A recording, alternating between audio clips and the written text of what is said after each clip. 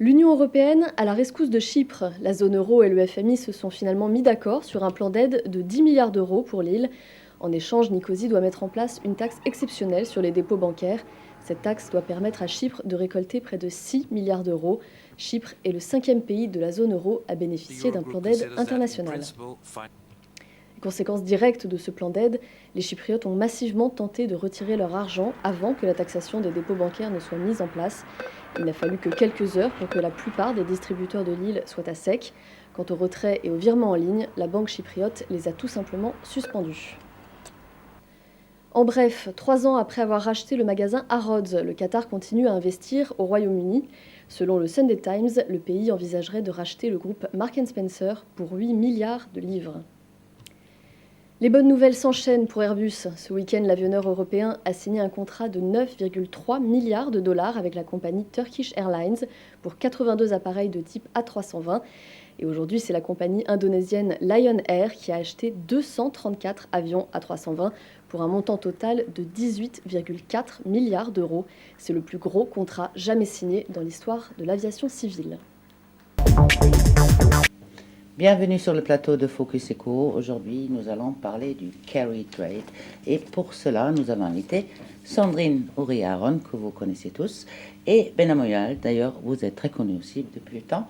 Nous allons donc parler du carry trade. C'est une façon d'investir, de gagner de l'argent en bourse. Commençons avec la question première. Qu'est-ce que c'est un carry trade ? On emprunte bon marché pour investir dans une devise où les taux d'intérêt sont élevés, pour pouvoir gagner sur les taux d'intérêt. Donc gagner la différence entre l'emprunt avec des taux bas et le dépôt qu'on va faire avec des taux élevés. Très bien. Par exemple, on emprunte 1 million de yens au Japon, où les taux sont près de zéro, et on met cet argent en shekel. En shekel, par exemple. Ouais, par exemple, il y a toujours, voilà, c'est pour vous donner les termes techniques, comme ça les gens pourront le savoir.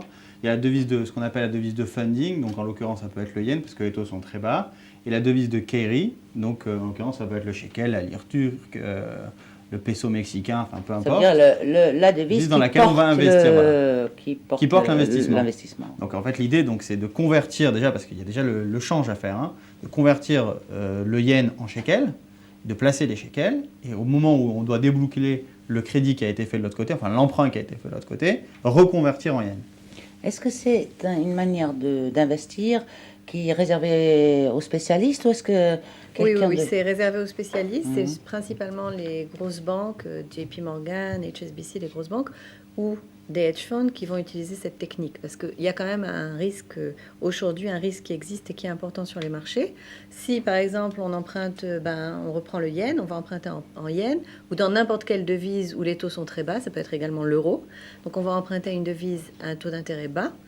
On va convertir, disons qu'on a des euros pour faire simple, on va prendre des euros, on va emprunter des euros, on va payer un certain taux bas, on va convertir nos euros qu'on aura eu en shekel pour rester dans des devises qu'on connaît bien, et cet argent qu'on a en shekel, on va donc, comme disait Ben, l'investir. Seulement quand, effectivement, il va falloir déboucler, il va falloir rembourser des euros. Seulement l'euro par rapport au shekel peut très bien varier.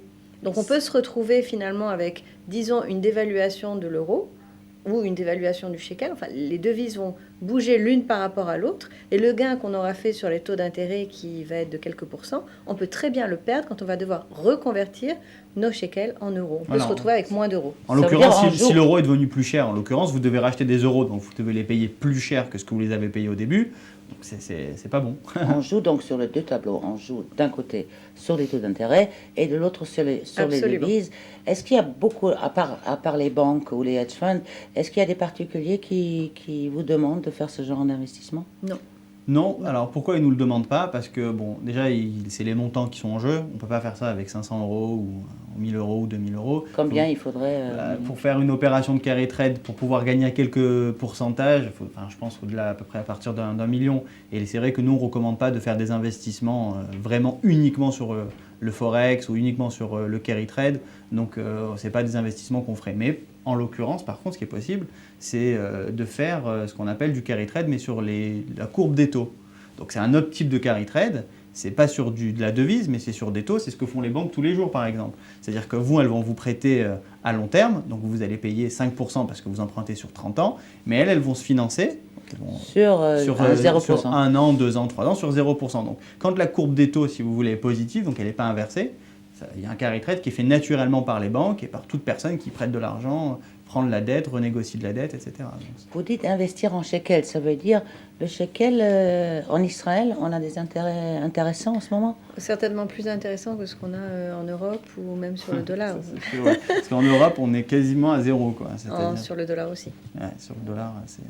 Aussi, ce qui est important, c'est quand on prend un crédit, donc savoir dans quelle devise prendre le crédit. Là, ça peut concerner n'importe lequel des personnes qui nous regardent, qui a besoin pour un achat d'immobilier ou simplement il a des titres et il a envie de prendre un crédit contre ces titres pour investir davantage. Donc là, c'est très important de choisir dans quelle devise prendre son crédit. Quels vont être, qu'est-ce qui va nous dire on va prendre dans cette devise plutôt que cette devise? Déjà, la volatilité, donc savoir si la devise bouge beaucoup, si les taux bougent beaucoup, sont relativement stables. On va aller surtout sur une devise où les taux sont stables. Et puis, évidemment, où les taux d'intérêt vont être le plus bas possible. Et troisième point que nous on regarde systématiquement quand un de nos clients nous demande de prendre un crédit, c'est dans quelle devise vont être les entrées. On va toujours essayer de diminuer au maximum le niveau de risque quand on prend le crédit, et le risque va être évidemment sur les devises, sur la fluctuation d'une devise sur l'autre. Sur quelle devise les crédits sont les moins chers en ce moment, ici en Israël? Alors ça va dépendre. C'est sur le dollar, sur l'euro? Oui, les banques donnent de moins en moins, de toutes les façons, des crédits en dollars ou des crédits en euros. À la limite, ce qu'ils peuvent faire, c'est des crédits indexés. Donc là, le problème, c'est que, comme vous disait Sandrine, c'est que si vous avez des rentrées en shekel et que vous indexez à l'euro, il n'y a aucun intérêt. Si vous avez des rentrées en euros, là, il peut y avoir de l'intérêt. Mais en général, les taux sont quasiment équivalents. Si on arrive...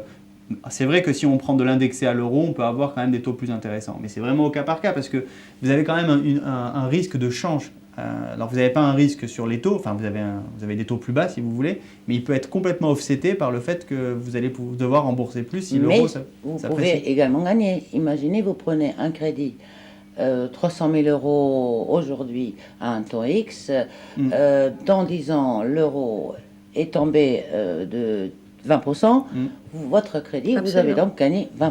Entièrement d'accord avec vous. Absolument, c'est pour ça qu'il faut bien calculer son risque au moment de prendre le crédit. Absolument. Très bien. Sandrine, votre conseil d'aujourd'hui?